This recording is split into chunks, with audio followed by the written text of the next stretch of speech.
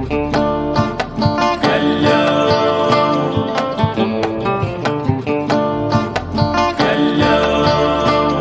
Media. Good afternoon, ladies and gentlemen. My name is Dr. Ebi Saragasa. I'm the current president of OSA, Oromo Studies Association. This is our OSA's conversation series with the scholars. Our purpose in this series is to examine the fundamental question that continue to plague the Horn of Africa: how to move forward from chaos and crisis to stability. Dictatorship and instability have continued to rise in the region. Authoritarianism in one country has become a liability and hindering the progress of one Horn of Africa country from moving forward. To explore and tackle these fundamental issues, we will engage researchers and scholars in their field of expertise. The people of Horn of Africa have been struggling for freedom and share a common and similar aspiration to live under a democratic government. In this respect, we will focus on the current crisis in Sudan and the situation in Ethiopia. Both Ethiopia and Sudan are going through tremendous crisis, and authoritarians threaten to destabilize each other's country. Allow me to welcome Dr. Sarah Abdul Galil. She's a pediatrician, mainly based in United Kingdom. She has worked tirelessly in Sudan, and she is worked hard and a pro-democracy advocate in Sudan. And she will be focusing on the current crisis in Sudan and what the situation is and why transition to civilian governance in Sudan is a challenge at this point. And my next panel scholar is Dr. Asaba Ragasa.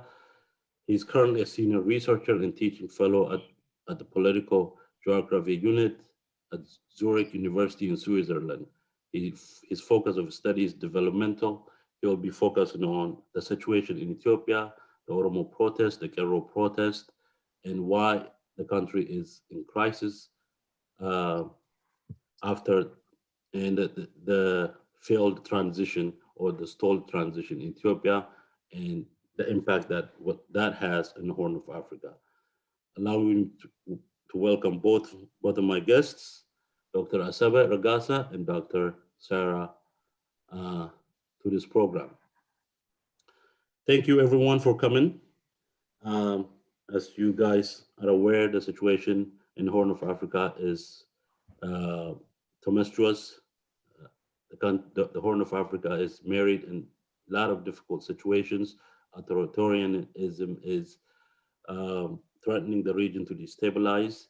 But I would like to focus on Sudan. If Sarah, you can give us an overview of what is happening in Sudan, some of the historical issues or contention issues that is taking place in Sudan. Good afternoon, good morning. Thank you very much for the invitation and for the opportunity. I feel privileged to be in this discussion. The situation in Sudan, and if I look at what has been happening, it may mimic other challenges that other nations in Africa are facing.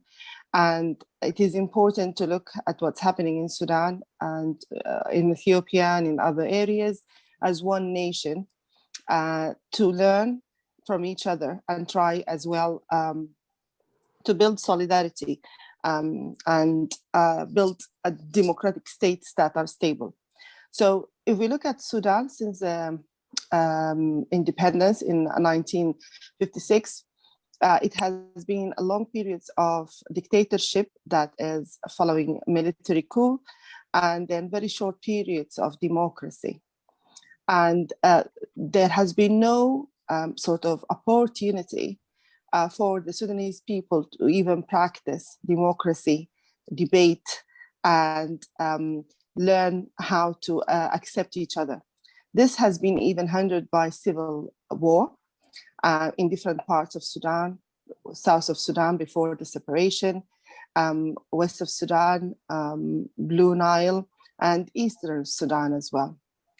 The big issue and the big problem has been that there has been always a call in these times for the military forces to come and take over. And they have been supported by political parties in different times, in the 60s, in the 80s, and now. And that's following challenges that the civilian governments have been facing. So if we go back to 1989, in 1985, we had a Sudan uprising. We had 4 years of democracy, election. We have, been struggling with economical crisis. And then suddenly we had an assassination of our democracy by a military coup that is affiliated to one political party. And so this political party, although it was in the parliament, was elected, but they could not lead their debate. They could not engage with other political parties, and they forced their ideology by the military coup for 30 years. And along these 30 years, the resistance continued. Peaceful resistance and armed movement. But what is different this time? The different this time that the Inqas, as we call it, the regime they built a parallel government. Mm-hmm. So you have the government that you know about, the main, ministry of, public sector, but actually they had a hidden, invisible, parallel security forces, financial institutions, different, complete sort of government that is controlling the whole country. The update about Sudan at the moment, the critical development today is day 12, following a military coup, with no cabinet, with no constitution, and with an emergency state. The reason that has been put across by Al-Burhan that there is no political stabilization within the cabinet, and they could, the political parties are not able to deliver.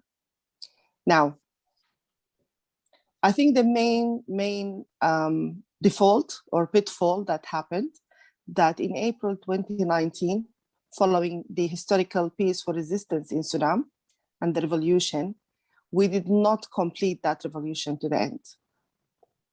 We did not go to a complete civilian-led government. We ended with a partnership with the security forces, and this was forced. So those who led the negotiation with the security forces, they have insisted on that this is the safest exit, so that people will not be killed.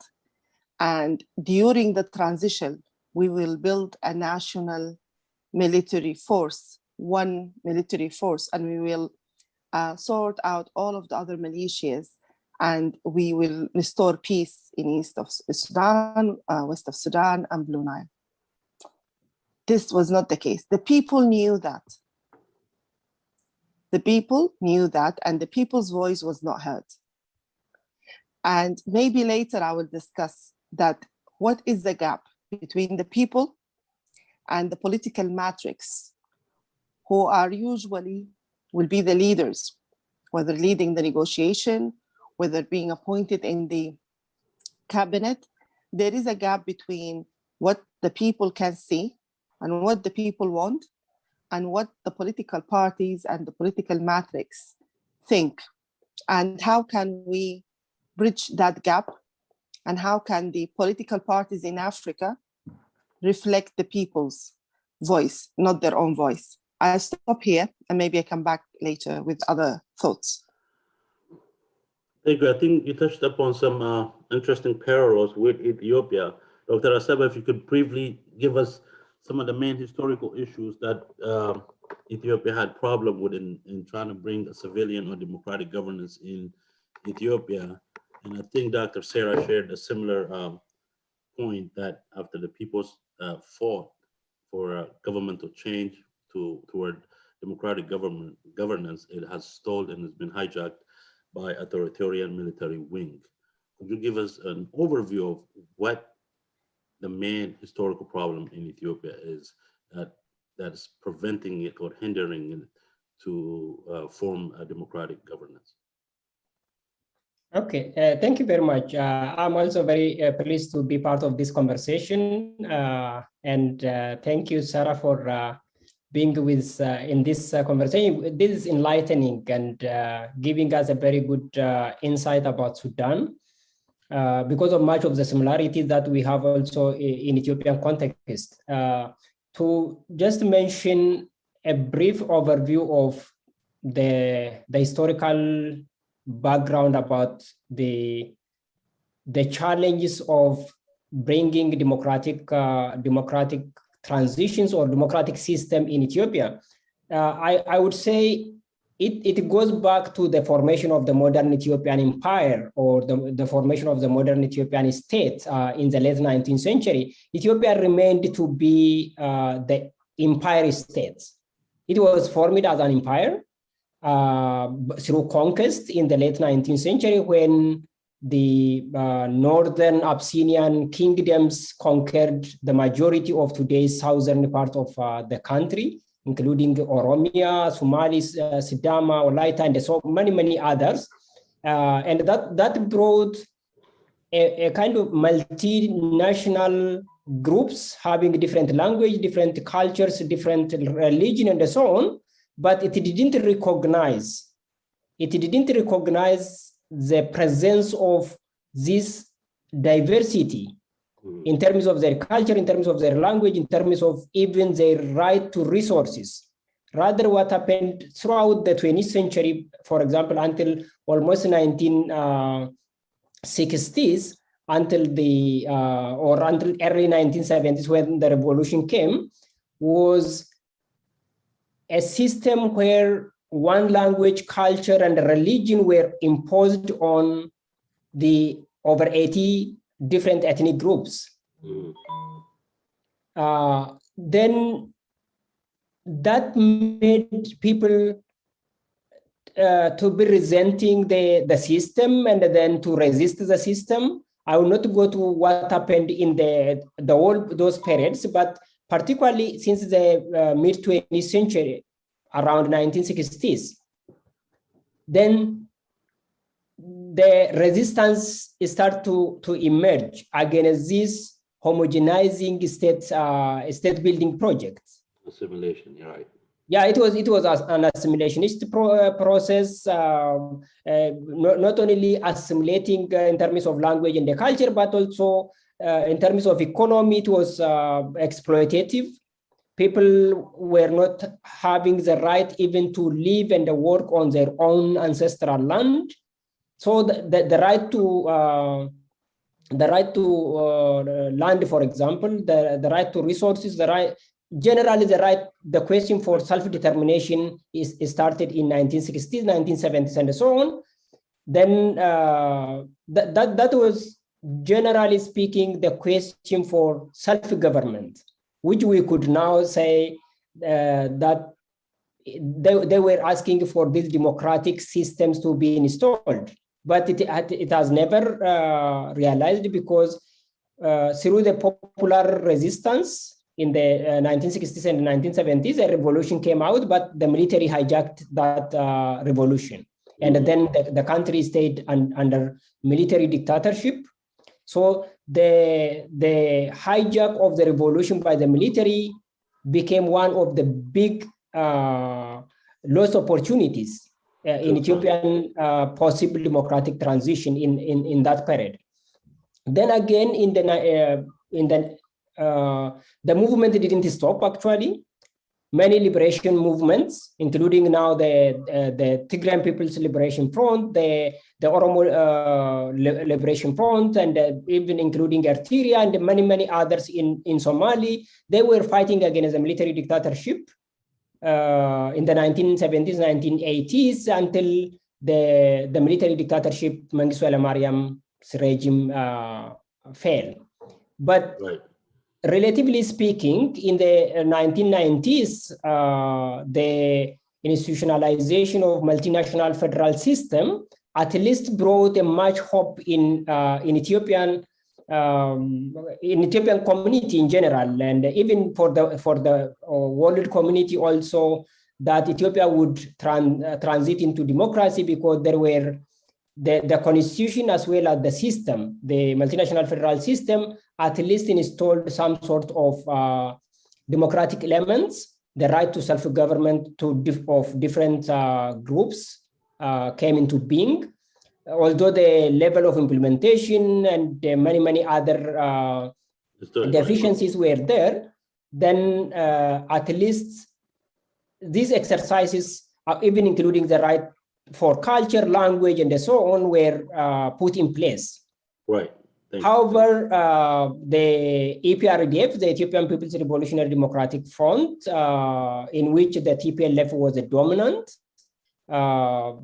turned the system into more authoritarian again, and that brought actually the resistance, the Oromo, particularly the Oromo resistance, Oromo protest from 2014 to 2018. I think I will come to that more specifically later on, but in general, what can be said for your question is the challenge for democratic transition in Ethiopia was also that there were different periods of opportunities where civil movements brought the end to authoritarian system, dictatorial system, imperial feudal system. But unfortunately, that was hijacked by different actors, sometimes by the military, as 1974, sometimes by some actors who were more interested to different dimensions of consolidating power.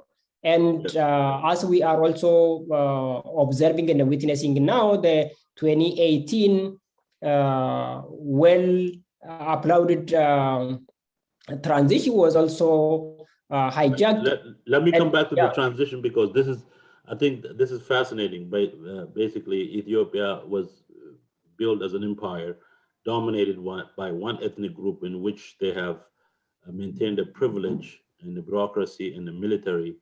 And the people of Ethiopia, as Dr. Asaba mentioned, over 83 different ethnic groups have not enjoyed, democracy, and they've been exploited. I want to come to, it's similar historically. I think the background is pretty similar. I want to come to a very fundamental question that a lot of our researchers, scholars are interested. Sarah, what fundamentally prompted the civil resistance movement in Sudan? Was it an economic issue? Was it a political issue? Was it bad governance? What led the Sudanese people to uprise against this the system in the country? Let me just as well agree about the issue about diversity briefly, and that until now, it seems like as an African nation, we cannot celebrate this diversity and make sure that there is social justice among all different groups. It is one of the major issues that we are all facing at the moment. Myself, I have my ancestors, part of them are from Eritrea and from South Sudan, and I was born in Khartoum. So I don't know, maybe I would have been in Ethiopia, or maybe I would have been in Uganda, but here we go. So I think the Sudanese people are like, all of the other people in the world. We want to live in peace, freedom, and we want justice. And none of these systems provided peace, freedom, or justice for different reasons, whether there was a political, social, economical, peace, conflict. And each time there was a completely different story, but the end result is the same. So if we look at the last 30 years in Sudan, there was empowerment for those affiliated to the Islamists. You are pro this regime, then you will get progression in your career.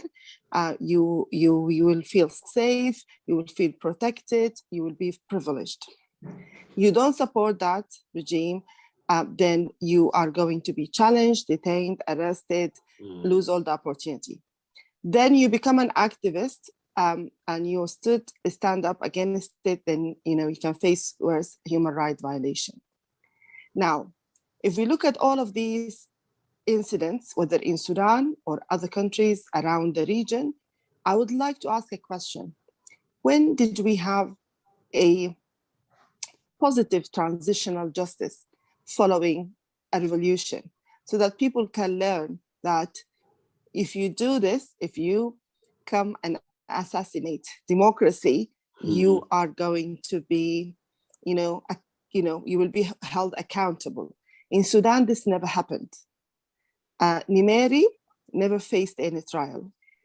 He came to Sudan. After a while, he stayed. Nobody, put him to trial about all of the crimes he did.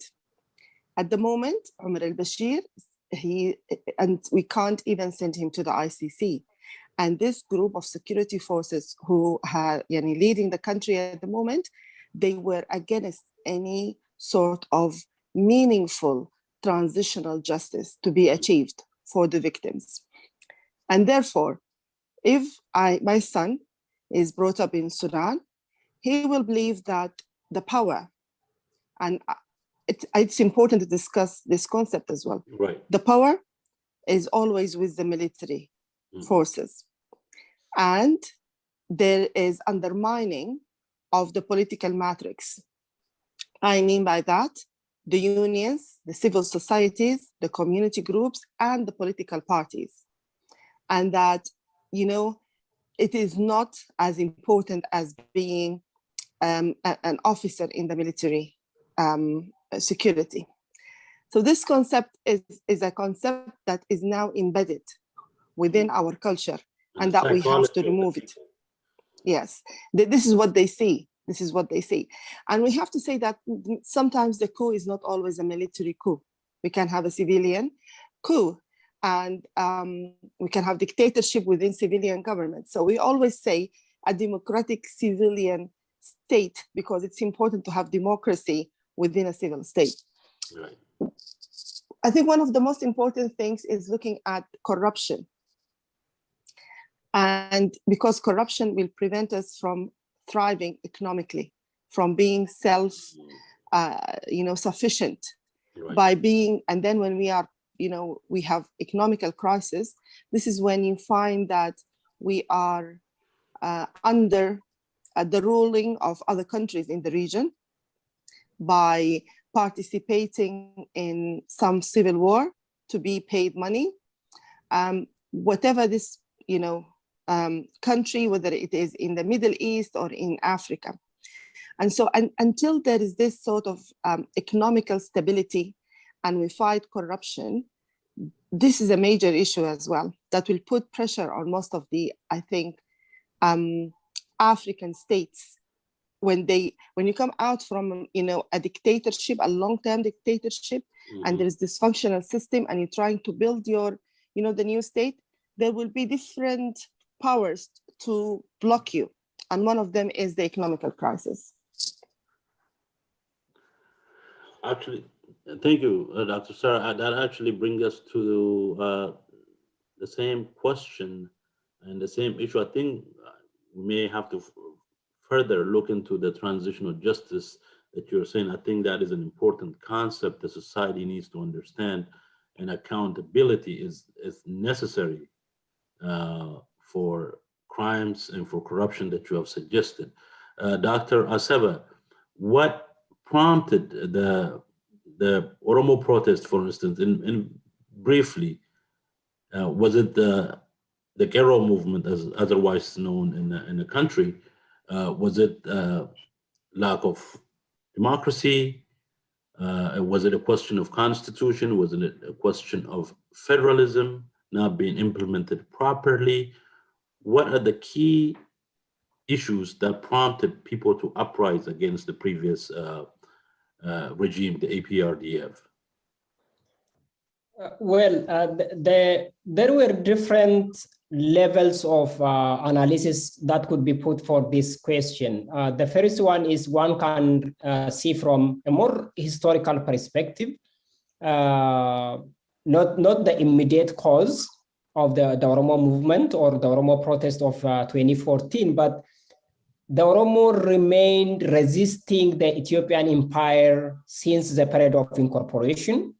That should be understood. And the question is, the Oromo has never been well represented, well recognized in terms of many things. I mean, there were marginalization, exploitations, and so on. And then there were political, economic, and many other questions and demands the Oromo have been raising throughout those periods historically. But if we see those particular cases which brought actually a fundamental political episode in Ethiopia, the 2014-2018 Oromo protest, this could also be seen in a very broader question of the question for self-determination in a way, or the question for autonomy. And that could be more elaborated in a way that Ethiopia, the Ethiopian constitution grants different nations and nationalities the right to self-government. But the question was the Oromo youth particularly, and the Oromo intellectuals then is spread to different sectors of the Oromo society, demanded the genuine and effective implementation of that constitutional right. That means, according to the 1995 constitution, the regional state of Oromia had at least autonomy in terms of governing the resource, in terms of exercising all other political and economic rights that are enshrined within the federal constitution as well as within the regional constitution of the regional state. But as I mentioned before, the EPRDF, which was the party that governed or ruled the country for 27 years from 1991 until 2018, it became authoritarian. It interfered from top down into not only into the regional states affairs, but into the local levels, individual level, individual rights, group rights, whatsoever were violated. So the Oromo youth particularly start to question the rights. They start to question such violations, demanding the right for access to resources, the right for dignity. They want to live equal with others, right? Not only for themselves, but they also want to see equality and democracy within the country, for other groups also to be implemented, to be exercised. So one can see there were multiple issues that led to. There were a lot of issues, but the immediate cause, as many people know, was the master plan, the expansion of Addis Ababa into the nearby sea towns and the villages, and that would inevitably expropriate farmlands and the land right of the Oromo farmers from that area, and then that had its own also not only economic implication, but also the questions of identity, the question of culture, and so on would be, because Addis Ababa was formed on the land of the Oromo, of the Oromo, and then it had the history of expanding, expropriating, and displacing the Oromo peasants from the 1880s onwards. I mean, until today. So such experience of exploitation and expropriation further triggered that when the master plan was launched, there was a very clear evidence from history that people would be displaced from their land. And the young generation know that it was not only the people who were directly affected by the master plan who protested, but because of this common solidarity, the Oromo from every part of the country protested against the regime and actually brought down the regime, definitely. Yeah, that was the immediate cause. Thank you. And it's very interesting how the parallel between Sudan and Ethiopia in terms of the situation, because probably Ethiopia is behind 5 years in terms of crisis. Maybe Sudan is ahead, but it's the cause is similar, as Sarah, alluded to earlier, especially what Dr. Asaber raised, the master plan or the expansion, basically is the government or the regime used land through corruption and displaces the poor people and give it to those who are allied to it, part of the government. And so it's very similar. But I want us to, Sarah, I want us to go into a little detail now to give us a view, the current state of the transition. What is the current state of the transition in Sudan? Meaning, is the civilian government still active? Is the military in full control? What are the people doing right now? What is the way forward? What are some of the issues I have seen Sudanese people in diaspora demanding the intervention of the international community? They have written letter to the Biden administration to intervene. And I think they have also asking the UN to intervene to prevent the military from fully dismantling the civilian government. What is the state of the prime minister right now, if you have any information, and what is going on with this transition? Where has it failed? What are some critical steps that led to this transition from going forward? Yeah. So we, as you said, and we have been discussing, we are starting in a very fragile base since the independence. Issues with social injustice and issues in regards to conflict and displacement and economical crisis, and then what is happening at the moment that the prime minister is in home arrest, and 3 or 4 of his cabinet are as well arrested, and there are reports that they have been tortured. Not the prime minister, the ministers. There's their internet connection now for 12 days, interrupted. So we don't have all of the information, but on the 30th of October, there was a big protest in Sudan. About 5 million participated, not in Khartoum only, it was a nationwide. Mm-hmm. And the Sudanese diaspora protested in 50 cities around the world. The African Union suspended the membership of Sudan. So that is overall, and previously they did this. So it is a welcome step, but it's not enough. The European Union and the Troika, they have all condemned it and called it a coup, which is important diplomatically, but again, that's not enough. Yesterday, there was a special session in the United Nations, in the Human Rights Council, condemning the military coup and starting monitoring, but they haven't appointed a special repertoire, which we wanted, which is disappointing.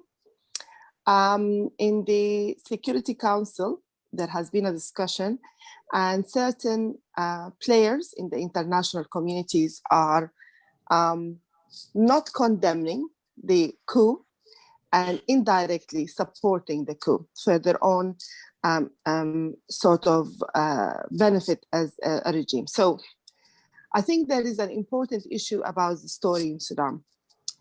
So at the moment, we have a security forces of different militias. And these militias, especially the Rapid Support Force, which is the Janjaweed, has been involved in crimes against humanity. And different other, national intelligence services have been, practicing this torture. As I said, the system was not dismantled properly, and nobody faced justice. And so they are back. This is a counter-revolution, okay? So they are back because people did not dismantle the previous regime while they were on the transition. I will come back to why this happened. But I want just to say that at the moment, the militia has got the financial power. They have the mining for gold mining. They have a lot of financial institutions. They have a lot of money when the country doesn't have money. Okay, so that's a big issue. And they have their own sort of government that I told you, the parallel invisible government that's now reappearing and functioning all over. We don't have a civilian cabinet at the moment. So there is no constitution because Al-Burhan have suspended major articles in the constitutional agreement. Basically, he has he just suspended everything that is linked to the civilian cabinet and the subtle return of the Transitional Military Council. It is worth noting as well that they suspended the investigation related to Khartoum massacre that happened in June 2019. So the way forward at the moment that the community, the neighborhood committee, the resistance committee are working by different ways. So today, for example, there is what we call the barricade night, where people are remembrance of the barricades and those who died in the barricade. And there are, sort of discussion, debate about how can we stand together. Tomorrow and day after tomorrow, there is the national disobedience. There are ongoing strikes. The doctors, different sort of professionals. There is a big issue that when the internet is back, we are going to, discover the extent of the human rights violation that's taking place at the moment. There are detentions, arrests. Where did it go wrong? I think what we have to realize, all of us, that when there is a long-term dictatorship, we all lose the tools and the skills of practicing democracy. And so when we come to build our nation during any transitional period, it is not just about building institutions like the public sector. It is about building the political parties, the civil societies, the unions to become democratic institutions, to learn to practice democracy. We came out from 30 years of dictatorship, and we have a big issue with the political matrix in Sudan. We had, a lot of division, a lot of polarization. There was no, lack of acceptance of each other. And as well, we came out from the 30-year dictatorship with this issue about being more linked to your tribe rather than being committed to your country. And this is another major problem in Africa, that because we don't have that system, we don't have the governance, you don't feel safe to go to the police station. There is no governance, there are no accountability, there is no transparency. So you believe more in your small group, your tribe, against the other tribe. Right. And this is creating a lot of division. So we have a timetable, we're starting from scratch on peaceful resistance. Once again, there is a call for sanction for individuals, not for the country, for those who have led the military coup. It is very sad, and I have to say that, and because I think it's important, that some of the armed movement that were fighting for freedom for peace, for justice. Now they are part of the military coup. So they moved from art movement for peace and justice to armed movement with the military coup. And I think this is a big trick that we will all face if we have only armed resistance. Because if you believe it's the only way to gain your democracy, you can have later some sort of counter-revolution and, failure of establishing a democratic state. Take us further a little bit, and I'll come to Dr. Aseba as well on this topic, that who are the regional, are there regional or international influence that knowingly or unknowingly supports dictatorship in the region? Who do you think are the friendly countries? Who are these pro-military countries? I know it's very difficult to name, but from our point of view, who are far away from a little bit from Sudan, there are some speculation the Egyptian government has a hand. The Eritrean government also is not helping. The Ethiopian government, being who they are not pushing or supporting, the pro-democracy movement. Who do you think has the major influence on Sudan, regionally or internationally? So let me put it that way. Sorry. The influence and the friends are changing. In the last 30 years, we had friends who are becoming enemies and enemies who are becoming friends. And it is, at the end of the day, a major as well dynamic within the region. So if you look at yesterday in the United Nations, and you can see those who were apprehensive or rejected the decision to monitor Sudan human rights, you can easily know who are these people or who are these countries, because it was 4 countries who raised their hands to say, we do not support this call, while all other countries in the United Nations were supporting the people of Sudan. Now, if you look at what's happening in the Middle East and the war in Yemen, and the soldiers being sent for a war that we have nothing to do with it, and the militia, the RSF, are paid for that, and therefore they will continue to be supported for this. Now, sorry, are you saying Sudanese forces or militaries are being sent to a foreign country to fight? Yeah, and the militias are paid for that. So they were fighting in the war in Yemen, and actually they are sending children and young people. There are reports published already.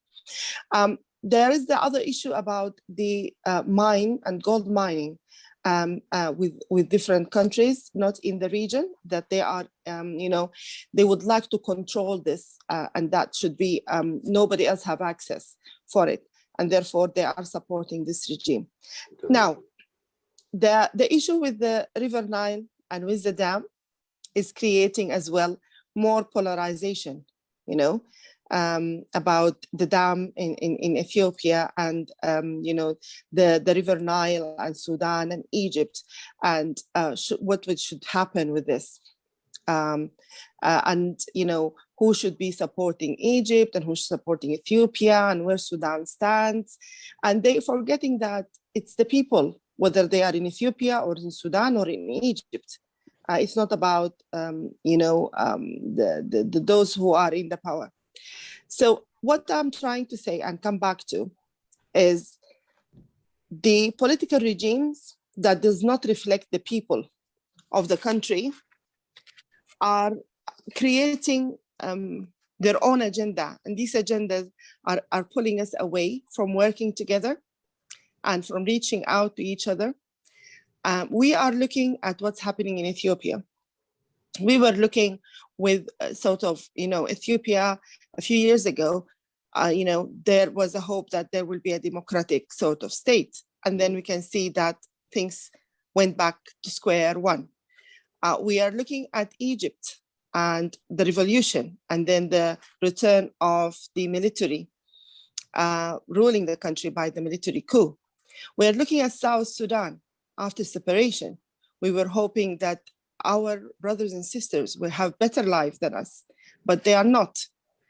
Again, there is, an ongoing, arrest for democracy.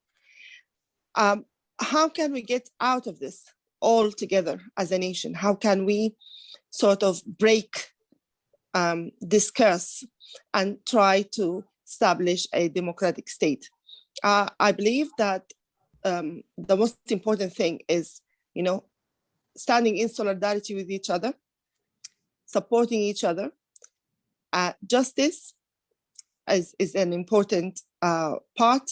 Establishing governance is an important part, and trying as much as we can to learn how to debate democratically our challenges and not revert to the military military forces to sort out our issues. So I think it will take years and years for the African nation to reach that level. But if we start working together, maybe we can. Thank you. That is very important. And I would like to Dr. Asaba to comment on what Sarah has raised, that is the regional problem. Why the transition, especially in Ethiopia, had failed after receiving popular support from the people. Could we say that, for instance, the role Eritrea had played, both in interfering in Ethiopian politics and in the current transition, do you believe Eritrea had helped in stabilizing Ethiopia or the region in terms of the transition, is what I mean? Yeah, the reason I'm asking this is our fate, as Sarah had said, the Horn of Africa, as was previously articulated, is becoming a club of dictators. And it's now becoming clear who these dictators are. So if you can make a brief comment on what Sarah had said that is relevant to Oromo cause and issue. That's true. To begin with, the kind of external dimension of the challenge to the democratic transition in Ethiopia, well, there could be different actors actually in Ethiopia as well, or having interest on Ethiopia. But a very clear one, according to even the report by the United Nations Human Rights Commission a few days ago, and what we know from many reports from international media and so on, the role Eritrea has been playing has been very destructive in Ethiopian affairs, particularly over the last 3 years.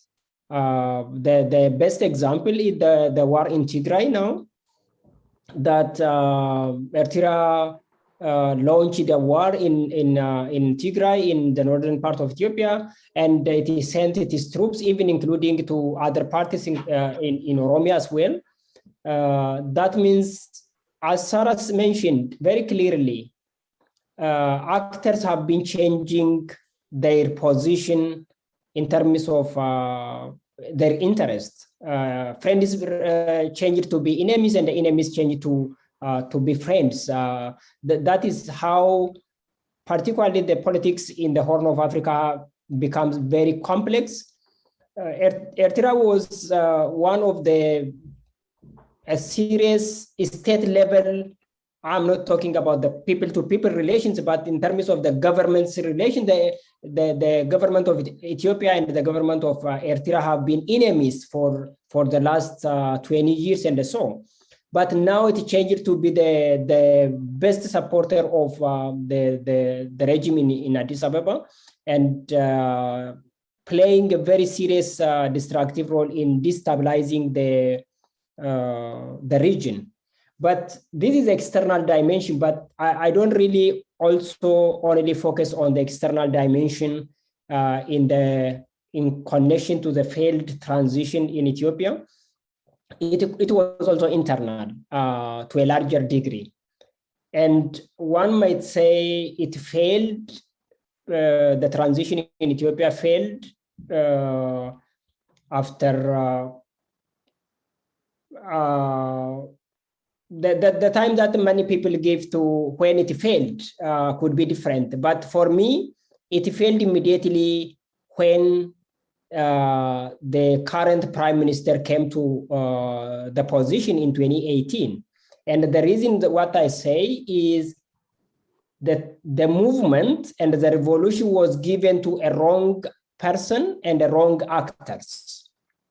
That was how it was handled. I mean, it was not only the prime minister who hijacked it, but the actors to whom the transition was entrusted was completely wrong in a way, because the Oromo movement, particularly the Oromo elites, the Oromo intellectuals, the politicians, everybody who involved in that movement, at least trusted those who pretended to be reformists within the EPRDF. And that was completely from the very beginning, it was wrong, because these were the ones who were a kind of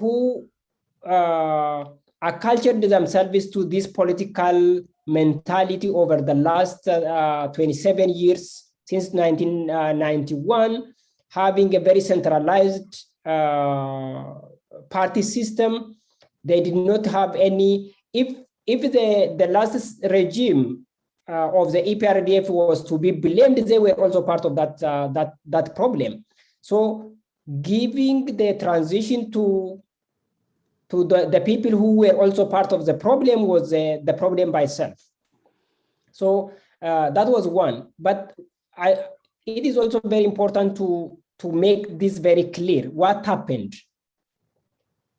The situation is when the transition through the movement, when it was given to the prime minister, and the prime minister was elected as, or Abiy became the prime minister of Ethiopia, the international community, the Ethiopian people, and everybody thought that would be that there would be a safe, a smooth transition to democracy. But what happened was, even different parties which were against the regime in the past, but having a very similar ideology, who wanted the system to be to return back to the imperial imagination of Ethiopia, which I mentioned before, joined hands with the prime minister and his party, the Prosperity Party, and then everything that has been done since then, in terms of closing the democratic spaces, in terms of closing the media, in terms of arresting and harassing the opposition political parties, particularly those who were struggling for multinational federalism, this became a day-to-day experience. That means when we talk about it was hijacked, the transition was hijacked, or it failed, it was not a general, it should not be a general terminology, but it was a very specific, in a way that democratic spaces were closed. The issues are related to the media, access to media, free speech, and everything became very, very limited. But it was open for some actors who had a similar ideology with the party on power. Those parties were the ones which wanted to bring back the Ethiopia of the past. Mm-hmm. Ethiopia, the one which was assimilating different nations and nationalities, which was bringing only one, imposing only one language, one culture and identity, and even I would say that the war in Tigray by itself and the war in Oromia, these were the manifestations of the war between multinational federal forces and the unitarist forces. Because the prime minister and his party, as well as many even other opposition parties who were on his side, were the ones who wanted to bring a unitary system, not about a unity of the country, but about a unitary system against the multinational federal system that others, including those in Tigray, in Oromia, and the South, were advocating for. So the transition failed because it went into the wrong hand. And that wrong hand were the forces which wanted to bring the imperial imagination of Ethiopia into the scene. So they were the ones who controlled the system. Thank you so much. Thank you. How similar they are is just fascinating. It's just it's pretty much a copy of what Ethiopia is going through, and Sudan is going through, and what Sudan is going through, Ethiopia is going through. Sarah, I know you have been in advocacy for a very long time, and I wanted to take your general observation. Some of the key things that made a difference in advocating for pro-democracy movement in Sudan. In your observation, has advocating to the international community made a difference? What are some key lessons that you have taken over the years by interacting with these international NGOs, communities? What are some ideas that you could share with us? And at the same time, if you could touch upon what does the future hold now for Sudan? Where do we go from here? What's next? I'd like to take your observation on that. Yeah, very important, I think, area to discuss. If I can just make a small comment on the previous sort of discussion, there is a big issue, as has been mentioned, that the people who made the change, the revolution, you find them excluded. And those who lead the transition sometimes do not represent the people or do not listen anymore to the people, and they do not go back. So if you look at the Sudanese revolution, women and youth led the revolution. But if you come and look at the transitional government, there was a very big disappointment regarding women representation. Mm-hmm. There was big disaster about including youth, and therefore they were left out. And so this idea of inclusion, exclusion, will just bring me to the idea about who determines that you are an experienced politician to lead. Okay. Now, as a doctor, I have competencies. Without these competencies, I will not work. That's true. But in politics, when you come and look at the political parties in Africa, and with all due respect to you guys, I don't mean it, it is dominated by men in their 50s and in their 60s. Okay. There is exclusion of women, there is exclusion of youth. That has led that the fact that youth do not enjoy, do not trust, are not engaged in politics. Okay, and so those who are engaged in politics at the end of the day do not represent the people. And this is another area I think we need to work on, that getting engaged in politics is not excluded for a certain group, I think, so that we can get a better representation. So advocacy and international community. I think the main keys about advocacy and international community for the diaspora, that within the diaspora, you should not represent your views. You should represent the people inside your home country. That is and that you are a voice you are their voice, but you are not there to make up your own sort of intentions or ambition or interests. When you engage when we engage with the international communities, we did not engage only with sort of the British government. We engaged with the British government, with the parliament, so that all of the MPs, whether they are in the government or they are not in the government, can hear our voice and take our voice to the parliament and debate that. So there was debate about Sudan in Australia's parliament, in the Congress, in most of the countries over the world.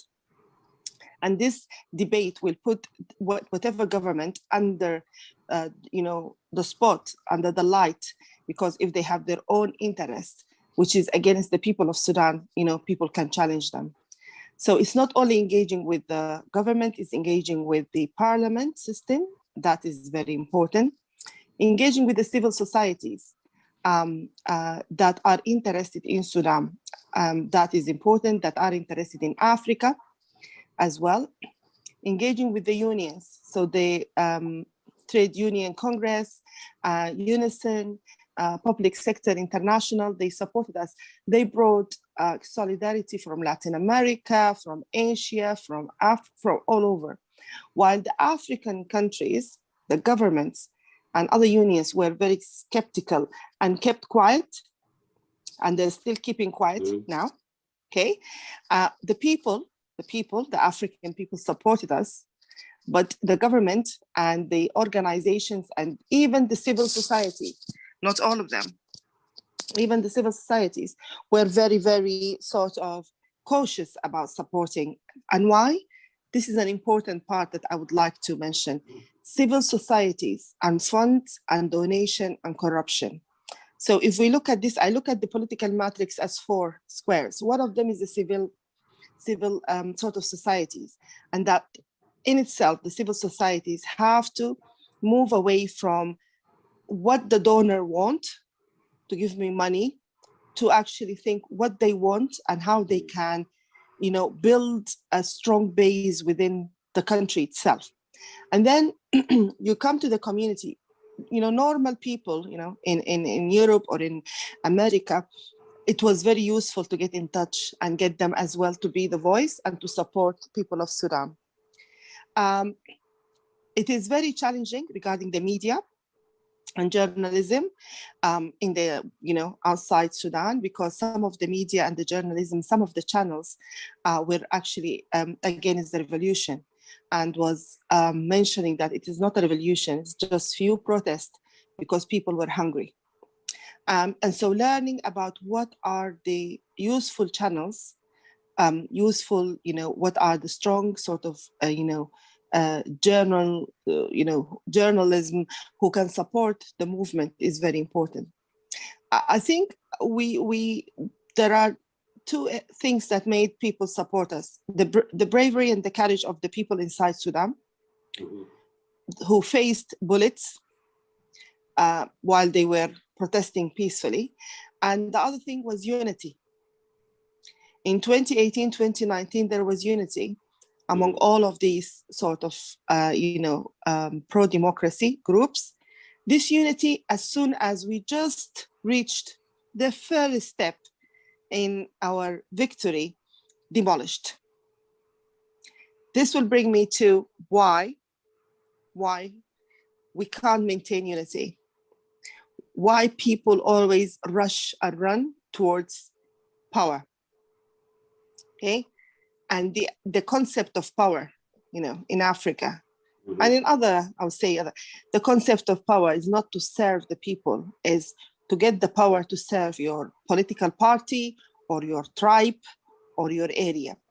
So this is why I say it. I'm not sure how many years it will take us, but I think if we work together, it will be easier and maybe smoother, that we will reach the area where there is a bit of stable, democratic, there is a safe civic space, let's say, and this a strong civic space that then you can move forward. I just want to end by saying, and I know people say it's different, but I don't accept that there is any difference between any African country and, the American. So when there was the undermining of democracy after the election, what happened in America? The military, the national military forces protected the Congress. The Constitution held those accountable. And, the media supported the people. Now, let's go back to Sudan as an example. We don't have a national military. We don't have a parliament.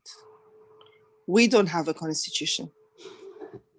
Okay, so to fight what's happening is just the people of Sudan, inside Sudan and outside Sudan, and the media is all what is left. It is not, I wouldn't say it is, it's an important aspect, but we realize that we have to do this on our own, once again.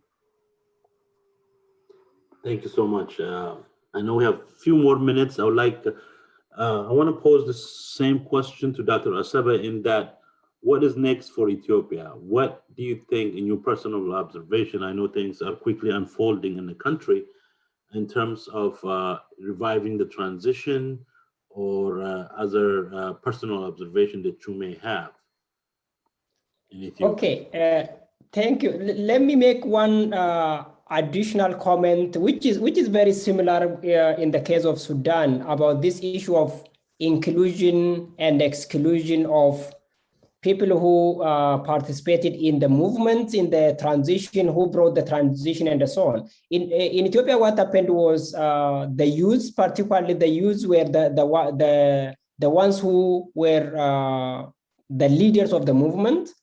The Oromo Kello and the Karre, they were the ones who sacrificed their life, their livelihoods, and so on. There were also different activists, the media and everything, and the political party leaders who dedicated their time, their energy, their expertise to bring that transition in until 2018.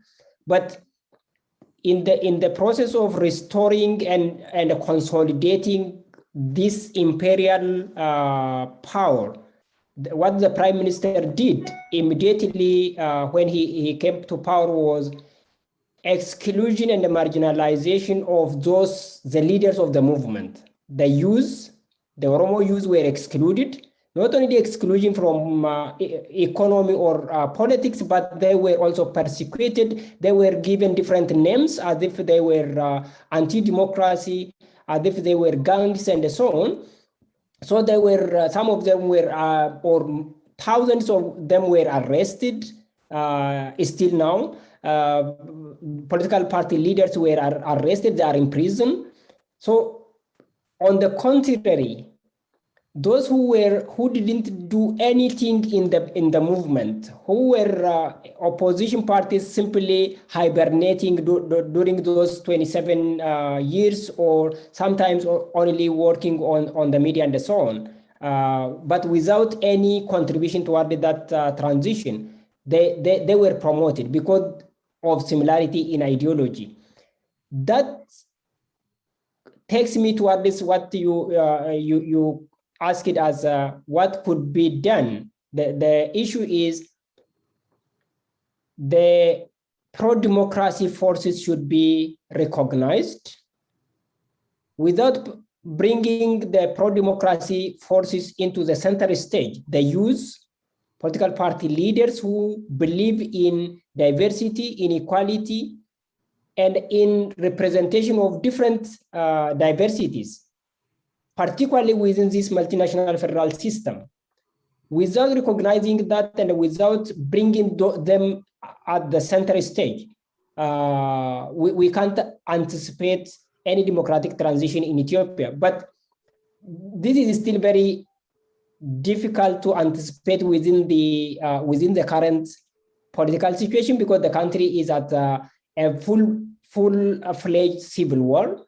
The economic crisis is serious. almost the state is almost collapsing. So these issues of recognizing pro-democracy forces would be something, the next step. The first and urgent step in this one is the war in Ethiopia should end by one way or another.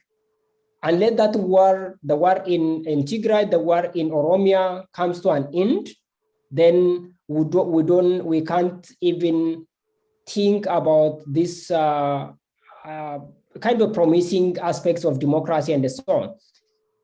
I want to mention one point. Wherever the power of domination prevails, wherever the power of this authoritarian system prevails, wherever people are silenced in terms of their aspirations, in terms of their interests and dignities, it generates the power of resistance. It doesn't completely eradicate resistance, and it doesn't make people to be submissive. Rather, it generates resistance, either in the form of non-violent resistance or in the form of armed resistance. These are inevitable. What is the best? It is those who are involved in this, directly in the politics, would choose either the non-violent aspect of resistance or the armed resistance. But the power of domination always generates and nurtures the power of resistance, and that is what we are observing in Ethiopia right now. Tigray is resisting, Oromia is resisting. In Benishangul Gumuz, the resistance is there. In Gambela, it is every part of the country there are resistance, and that resistance is against a very hegemonic, dominant system that is in the making, against the imperial system that is going to be restored in Ethiopia. This resistance is not simply resisting against a person, an individual, or whatsoever. This resistance is against a very hegemonic system, which many people had experienced it in the history. That hegemonic system had the history of excluding people from political participation. It had the history of exploiting their resources, the history that people were displaced from their ancestral land and so on. So they knew it in history. They experienced it over the last some decades ago, and they are now anticipating that it would be restored, and they resisted. So the future in Ethiopia is really frustrating, but with this power of resistance of any dimension, which I mentioned, I hope peace would win over this sense of hostilities and the war. Thank you. My last question, I know there is a lot to go into. My last question for both of you, especially Sarah, is, as listening to both of you, what I have observed and learned is that there is now people uprising, organizing civil resistance in each country. There are cells being formed, people's cells resisting against authoritarian. There is, even in Eritrea, there are people attempting to fight back, challenge the 30 or 40 years of dictatorship of Isaias Afwerki. In Ethiopia, we can see people are rising up in resisting authoritarian. Sudan is a similar case. How could the Horn of Africa build this relationship, network together, and amplify the people's voice and transition, maybe, or make the Horn of Africa a bit stable for the people?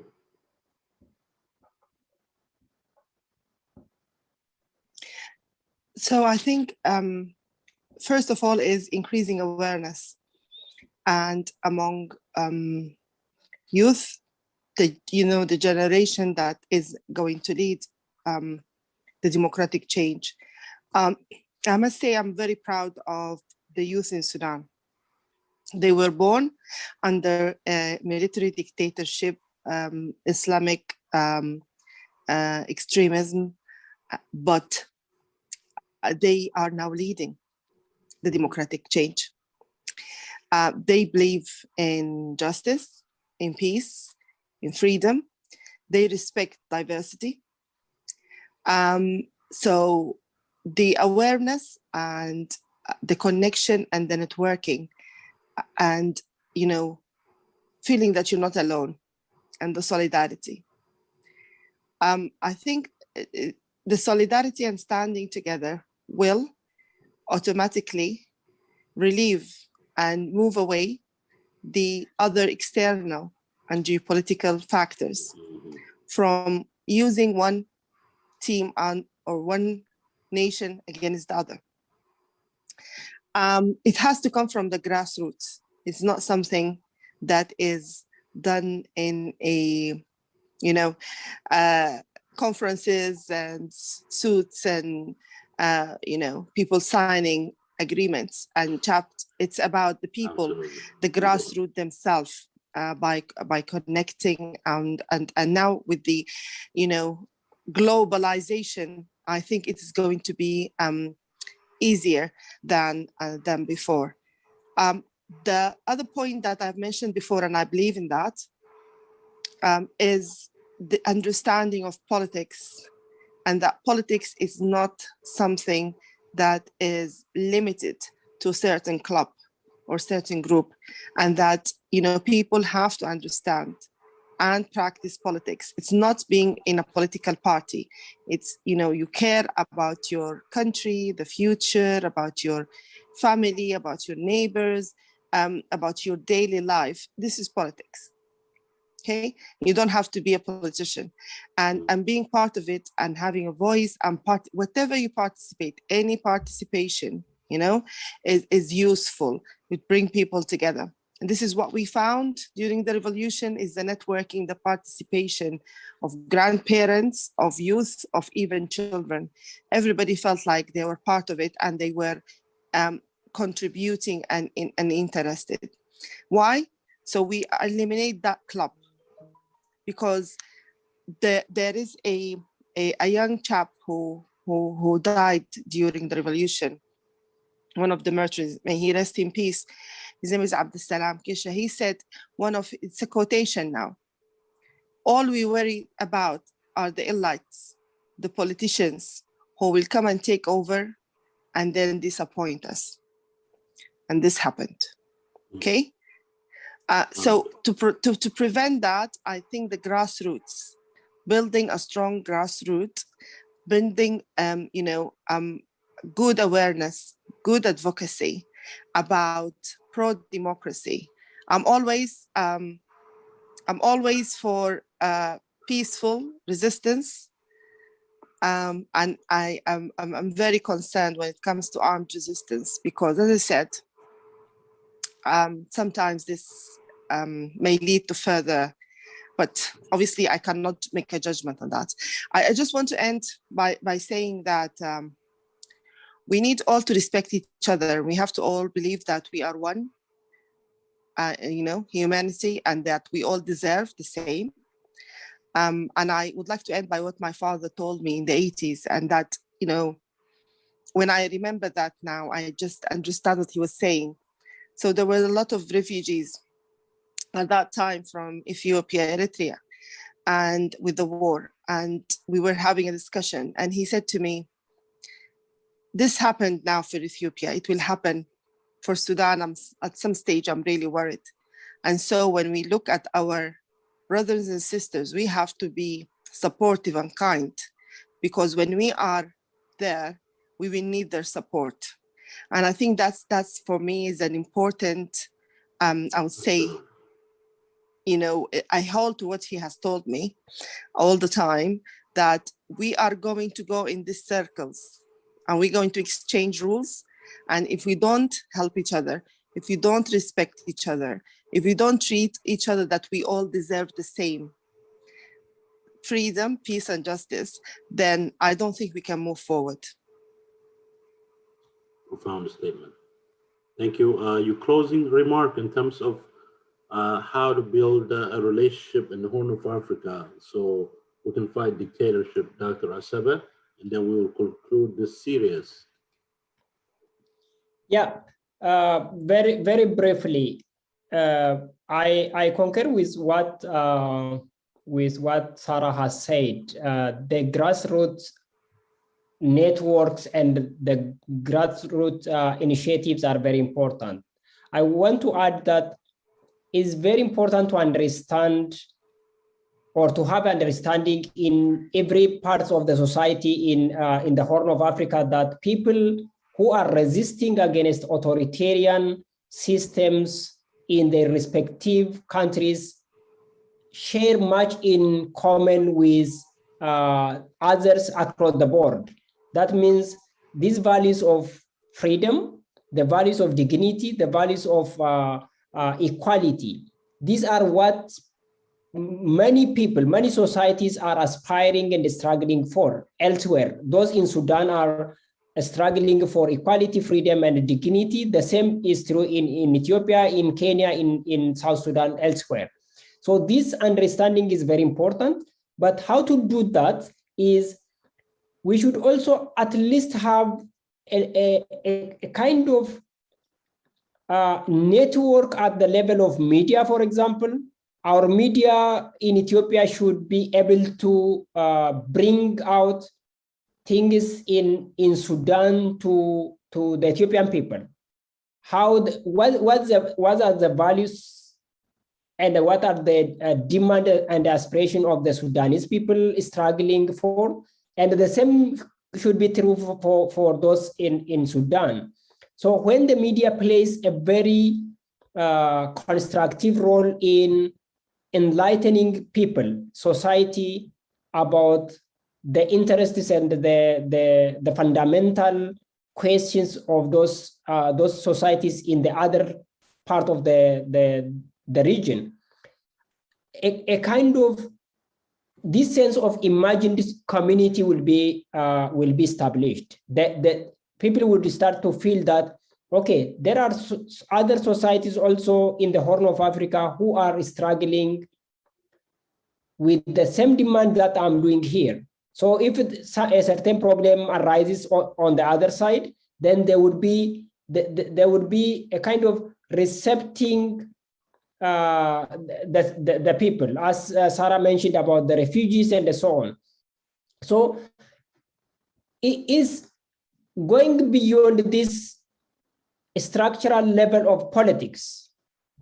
What the politicians talk about the Nile, about the regional politics or whatsoever is not very important for the ordinary society than these values that they adhere to about the questions of freedom, about the questions of equality and dignity. So I think at civil society level, at media level, at even intellectuals could also be able to, as we are now making a conversation, we should be able to talk together, to learn from one another. Our scholars from Ethiopia should learn about the Sudan, about Kenya, and the same could be true from the other side. So I think in that way, when in such ways, the power of the people could prevail over the power of the politicians and the elites. That is how I would say the authoritarian regimes could be resisted and could also be defeated in such a way when the power of the people prevails. You are muted. Okay. Thank you so much for both. I know this is the beginning of a conversation, and I wish the people of Sudan best, and I know they will come over this challenge because they have done it before and they will continue to do so. And when they have people like Sarah on their side and other good people of Sudan, they will prevail. It's a matter of time. Sudan has held a very special place, especially in Oromo people. A lot of Oromo leaders, when they have very difficult time, they have escaped to Sudan. In fact, they see Sudan as their second country, and Sudan holds special place. We have a special respect for Sudanese people. They were there in our difficult time, and we hope we can build this relationship going forward. The experience that the Sudanese people are going through and the Ethiopian and Oromo people are going through are pretty much similar. We have one common problem, that is dictatorship, and we want the people of the Horn of Africa to live, as Sarah said, we are all human beings. We deserve democracy and dictatorship. And so I want to thank both of you for coming on board to discuss such a topic. And I will touch base with Sarah going forward and see how things are going on in Sudan. Thank you both. Thank you very Thank much. you very much. Thank you very much. It means a lot for us in Sudan as well, for this solidarity. And I will share the video. I think I've learned a lot today from this discussion, and I'm looking forward for further sessions.